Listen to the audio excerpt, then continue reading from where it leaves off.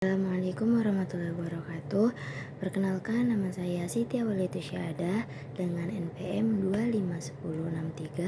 25106311100050. Di sini saya akan menjelaskan pembagian ilmu hadis. Pembagian ilmu hadis itu ada dua.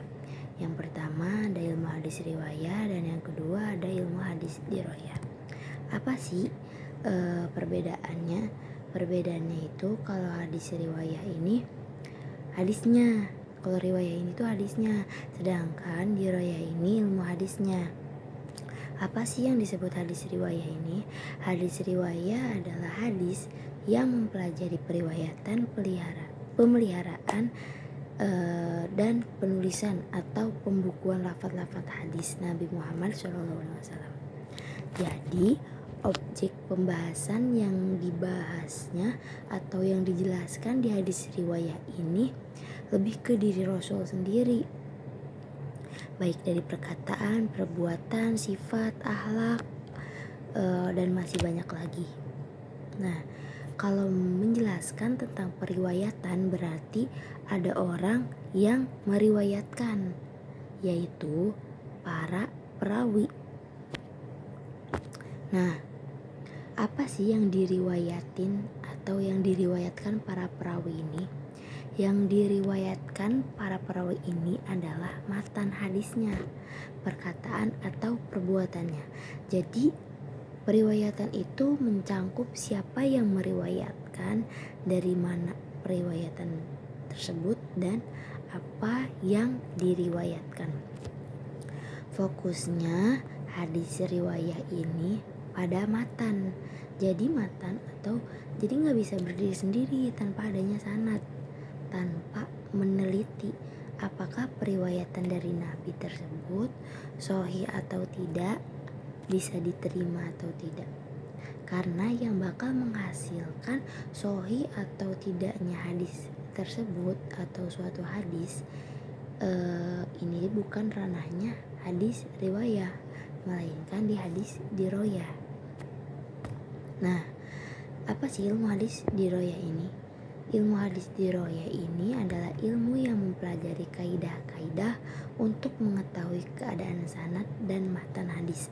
Apakah hadis tersebut sahih, hasan, atau doif. Tadi kan ilmu hadis riwayah fokusnya sama hadis Nabi, periwayatan dan pemeliharaannya aja. Nah, kalau hadis diroyah ini fokusnya pada kaidah-kaidah yang digunakan untuk meneliti sanad dan matan. Sanad itu kan nyambungnya ke Rasul.